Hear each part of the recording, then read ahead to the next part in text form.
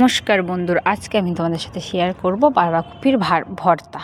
প্রথমে বাঁধাকপিটাকে আমি হালকা একটুখানি সিদ্ধ করে নিয়েছি। আপনারা চাইলে না সিদ্ধ করে করেন, কিন্তু সিদ্ধ করে করলে কাঁচা ভাবটা কেটে যায়। এবার আমি কড়াই শুকনো লঙ্কার রসুন দিয়েছি, দিয়ে একটু হালকা করে তেল দিয়েছি, দিয়ে ভালো করে এটা ভেজে নেব।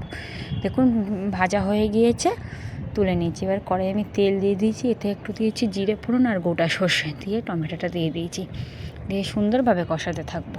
আর ওটা হয়ে গিয়েছে, এতে দিয়ে দিচ্ছি একটু লবণ দিয়ে দিচ্ছি।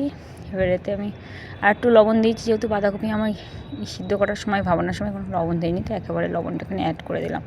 এতে দিচ্ছি হলুদ গুঁড়ো, এবার এখানে একটু কালারের জন্য দিয়ে দিলাম কাশ্মীরি লঙ্কার গুঁড়ো, দিয়ে সব কিছু ভালো করে মশলা থেকে তেল ছেড়ে গিয়েছি। যে লঙ্কাটা ভেজে রেখেছিলাম হাতের সাহায্যে পুরো গুঁড়ো করে ওই টমেটোর মধ্যে দিয়ে দিলাম, দিয়ে আর একটু নাড়াচাড়া করে যে রসুনটা ভেজে রেখেছিলাম ওটাও হাতের সাহায্যে ম্যাশ করে এই যে দিয়ে দিলাম।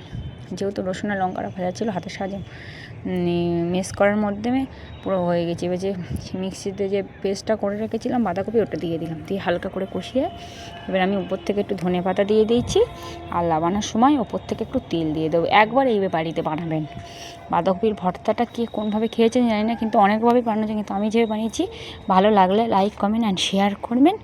নমস্কার বন্ধুরা, একবার বানানোর রিকোয়েস্ট রইল। দেখে দেখুন কত সুন্দর লোভনীয় হয়েছে, আর খেতেও খুব দুর্দান্ত হয়েছে।